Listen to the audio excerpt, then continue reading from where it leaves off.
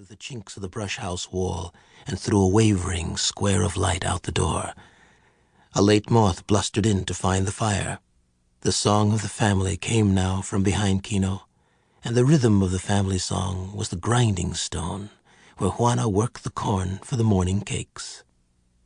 The dawn came quickly now, a wash, a glow, a lightness, and then an explosion of fire as the sun arose out of the gulf. Kino looked down to cover his eyes from the glare.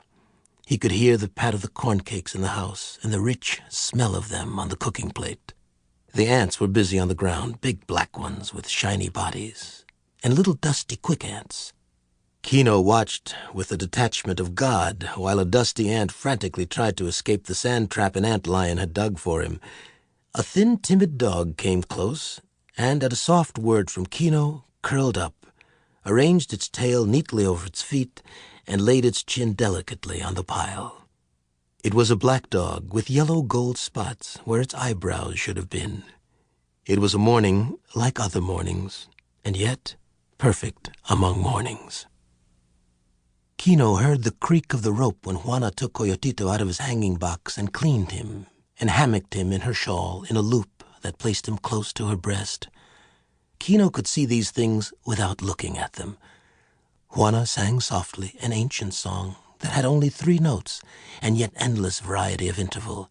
And this was the part of the family song, too. It was all part.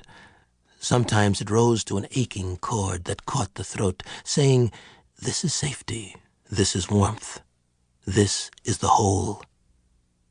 Across the brush fence were other brush houses, and the smoke came from them too, and the sound of the breakfast. But those were other songs. Their pigs were other pigs, their wives were not Juana.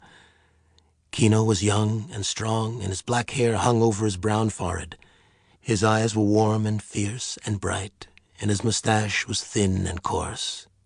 He lowered his blanket from his nose now, for the dark, poisonous air was gone, and the yellow sunlight fell on the house. Near the brush fence 2 roosters bowed and feinted at each other with squared wings and neck feathers roughed out. It would be a clumsy fight. They were not game chickens. Kino watched them for a moment, and then his eyes went up to a flight of wild doves twinkling inland to the hills. The world was awake now, and Kino arose and went into his brush house. As he came through the door, Juana stood up from the glowing fire pit. She put Coyotito back in his hanging box, and then she combed her black hair and braided it in 2 braids and tied the ends with thin green ribbon.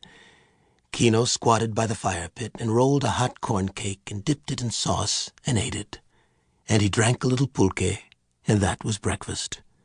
And that was the only breakfast he had ever known outside of feast days, and one incredible fiesta on cookies that had nearly killed him.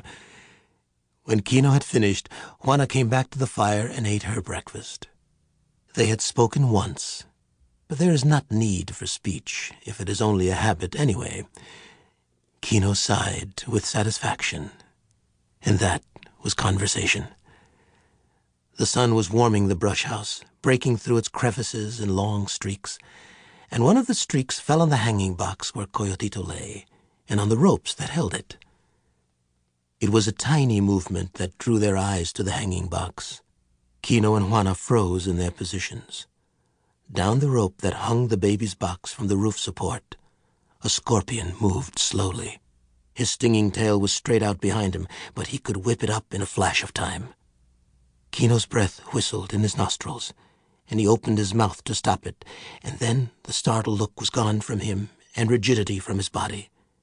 In his mind, a new song had come, the song of evil, the music of the enemy, of any foe of the family, a savage, secret, dangerous melody, and underneath, the song of the family cried plaintively. The scorpion moved delicately down the rope toward the box. Under her breath, Juana repeated an ancient magic to guard against such evil, and on top of that she muttered a Hail Mary between clenched teeth. But Kino was in motion. His body glided quietly across the room, noiselessly and smoothly. His hands were in front of him, palms down, and his eyes were on the scorpion. Beneath it, in the hanging box, Coyotito laughed and reached up his hand toward it. It sensed danger when Kino was almost within reach of it. It stopped, and its tail rose up over its back.